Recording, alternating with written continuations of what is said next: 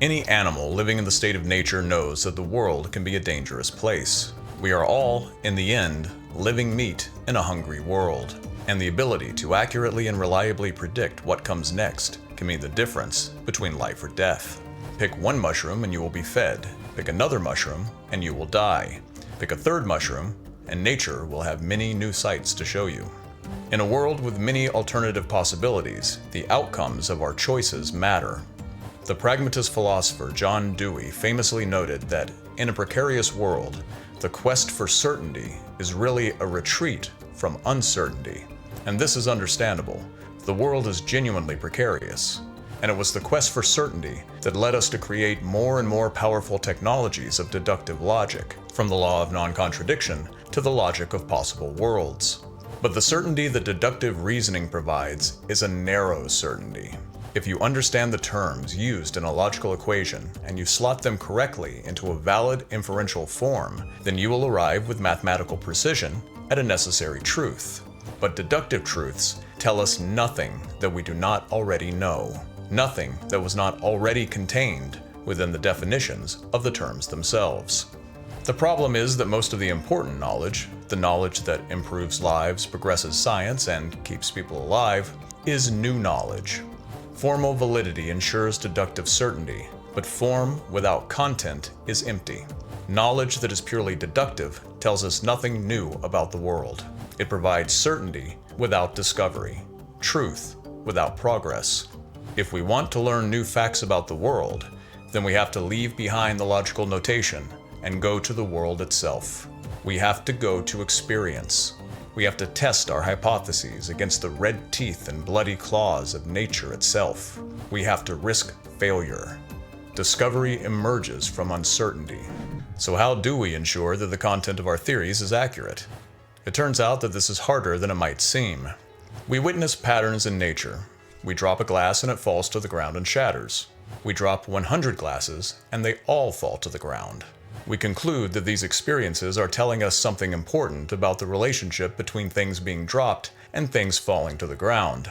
This is in many ways the opposite of deductive reasoning. With deductive reasoning, we typically start with a general principle and proceed step by logical step to deduce the truth about specific cases. When we notice patterns in nature, however, we are starting with specific cases. Every time the dropped glass falls to the ground, we have more evidence supporting the development of a general law that applies to all cases of falling objects. This sort of reasoning, which moves from the specific to the general, is known as inductive reasoning. If logic is the paradigm example of deductive reasoning, then science is the paradigm example of inductive reasoning. All scientific reasoning is ultimately grounded in the assumption that the world is rational, that all things being equal, the future will most likely continue to resemble the past, that our experiences of events and patterns of events aren't just occurrences of random chance, but represent real regularities in the world itself that can be both tested and predicted. If the evidence of our past experience could not be relied upon to predict what will happen next, then our lives would be forever beyond our control. We would be perpetually at the mercy of blind, arbitrary, and pitiless gods. So there is a lot at stake in ensuring that our methods of inductive reasoning are accurately tracking the regularities in nature. The development of more powerful tools of analytic logic in the 20th century appeared to open up new pathways for merging inductive reasoning's power of scientific discovery with the mathematical certainty provided by deductive logic. Early versions of this project often went by the name logical positivism or logical empiricism, to emphasize their dual emphasis on logical rigor and empirical observation. The work of Frege, Russell, and Whitehead set the groundwork. Then, Russell's student Ludwig Wittgenstein dropped a bomb into the philosophical debate by suggesting that the appearance of most philosophical problems is actually a sign that language has gone on holiday, that the imprecise or ambiguous use of terminology is generating merely verbal disputes rather than serious philosophical puzzles. The goal of philosophy, according to Wittgenstein, should be therapeutic. The philosopher should not be concerned with solving philosophical problems, but instead with dissolving the appearance of philosophical problems through a close analysis of the structure and use of language. In Austria, a group of philosophers known collectively as the Vienna Circle attempted to advance Wittgenstein's project by developing a formal criteria for demonstrating what sorts of statements about the world have a structure that can be clearly and meaningfully analyzed. Rudolf Carnap proposed a principle of verification. A statement about the world is meaningful only if it is either analytically true by definition or if it can be verified through inductive reasoning about empirical observations. If successful, this would directly tie language, meaning, and logic to the practices of working scientists and bridge the certainty gap between deductive and inductive reasoning. It would also classify statements that aren't true by definition and cannot be verified by science as strictly meaningless. This would exclude virtually all statements about ethics, religion, or metaphysics. The verification principle fell upon hard times when it was pointed out that the principle of verification was itself neither analytically true nor verifiable through scientific testing. The theory appeared to be self-refuting. It was judged meaningless by its own criteria. From outside of the Vienna Circle, the philosopher Karl Popper proposed an alternative, the principle of falsification. Rather than attempting to distinguish meaningful statements from meaningless statements, the falsification principle would distinguish scientific statements from unscientific statements. A statement would be considered scientific if and only if it could, in theory, be falsified by experiment. The question of what distinguishes a scientific from a non-scientific statement is known as the demarcation problem, and it remains a fascinating and controversial topic in the philosophy of science.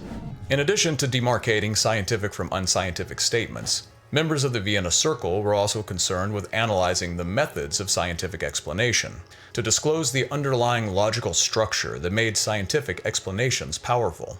One member of the circle, Carl Hempel, developed an influential theory known as the deductive nomological, or covering law, model of scientific explanation. To illustrate how the model maps onto scientific explanation and practice, Hempel provides a close analysis of the methods used in an investigation by the 19th century physician Ignaz Semmelweis. Semmelweis begins by identifying a puzzle that needs to be solved. In this case, two similar maternity wards are experiencing large discrepancies in mortality rates from childbed fever. According to Hempel, solving this puzzle requires deducing a general law from a set of initial conditions, or relevant observational facts about the case. So how do we deduce a general law from initial conditions? Hempel sets out the process in a clear sequence that he refers to as the hypothetico-deductive model. Semmelweis identifies discrepancies between the initial conditions in the two wards. For example, the positioning of the mothers during delivery is different in each ward. From this, a hypothesis follows, that the birthing positions is influencing the mortality rate. From this hypothesis, a potential implication follows. If the birthing positions are influencing the mortality rates, then changing the positions should affect mortality. Semmelweis tests this prediction and analyzes the results. In this case, there is no significant difference in the outcome, so the hypothesis is disconfirmed. Semmelweis returns to the initial conditions, and the process of hypothesis formulation begins again. Note that Semmelweis's method follows a formal sequence. If birthing position influences mortality, then changing position will affect mortality. Changing position does not affect mortality. Therefore, birthing position does not influence mortality. Here, Hempel has demonstrated that the probabilistic practice of inductive scientific hypothesis testing used by Semmelweis is ultimately guided by the deductive structure of modus tollens. We can be certain that the birthing position is not the cause of the discrepancy in mortality rates because the reasoning is grounded in valid logical inference. This process of hypothesis testing runs and reruns its hypothetico-deductive sequence until Semmelweis eventually settles upon a variable that does make a difference in mortality rates. In the ward with the lower mortality rates, the deliveries are performed by midwives who routinely wash and sanitize their hands. In the ward with the higher mortality rates, the deliveries are performed by doctors who routinely move from performing autopsies on childbed fever victims in the morgue directly to delivering babies in the maternity ward without first pausing to wash their hands or to perform any proper sanitation practices. So Semmelweis formulates a new hypothesis with a new potential implication. If improper sanitation increases mortality, then improving sanitation will decrease mortality. This test implication proved successful. Instituting routine hand sanitation procedures in both wards practically erased the discrepancy in mortality rates from childbed fever. The hypothesis had been corroborated through experimental testing. But note the logical form of the argument here. If improper sanitation increases mortality, then improving sanitation will decrease mortality. Improving sanitation decreases mortality. Therefore, improper sanitation increases mortality.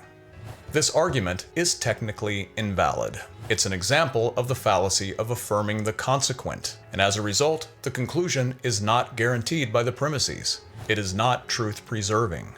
And yet this invalid inference has held strong through countless attempts at disconfirmation. It was instrumental in the eventual development of the germ theory of contamination. It may hold strong until the end of time, but it can never provide absolute, bulletproof certainty. All that we are entitled to from the Semmelweis case and its subsequent corroborations is an inference to the best explanation, that improper sanitation can result in sickness or death within medical contexts.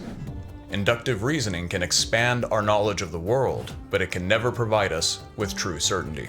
If, over the course of your life, you were to see 1,000 white swans, but never a swan of any other color, then you would be justified by inductive reasoning in inferring that all swans are white. This is an example of a cogent argument. It arrives at a strong conclusion based on good evidence. And it is also false. Black swans exist. They are just very uncommon. All it takes to disprove the hypothesis that all swans are white is the observation of a single black swan, because any hypothesis can be refuted conclusively by a single counterexample. But no hypothesis, on the other hand, can ever be confirmed decisively by any number of supporting observations, because there could always be a black swan just around the next corner. As Albert Einstein once famously put it, no amount of experimentation can ever prove me right. A single experiment can prove me wrong. The knowledge provided by induction isn't certain, it's probabilistic. Repeated observations provide what's called corroboration. A hypothesis is corroborated if it repeatedly survives tests that have been designed to refute it. If a hypothesis continues to be corroborated over the course of many tests, then this increases our credence, or our degree of confidence, in the truth of the hypothesis. If one hypothesis gains significant credence through repeated corroboration, while other competing hypotheses fail, then we are warranted in provisionally accepting that hypothesis according to what's known as abduction, or an inference to the best explanation. Out of the various hypotheses that we have, all that we can ever definitively say is that this one is the least unlikely. 1,000 white swan observations is a lot of corroboration, and it provides strong credence for the hypothesis that all swans are white. But the moment a black swan is spotted, all credence and corroboration is wiped out. The hypothesis is refuted, and we are back at the start, forced to develop a new hypothesis to test. This is known as Fallibilism, the view that all human knowledge is ultimately revisable in the light of new evidence. Like the Socratic wisdom that understands what it does not understand, Fallibilism is a hallmark of epistemic humility, the recognition of the limitations of our own knowledge. And Fallibilism is the key to scientific progress. It is because our theories are infinitely revisable that we can make new discoveries about the world. Because in an uncertain and precarious world, there could always be a black swan just around the next corner. In the next lecture, we will return to the Semmelweis case to examine the social context of logical and scientific reasoning and the role of power in shaping certainty. And I'll see you there.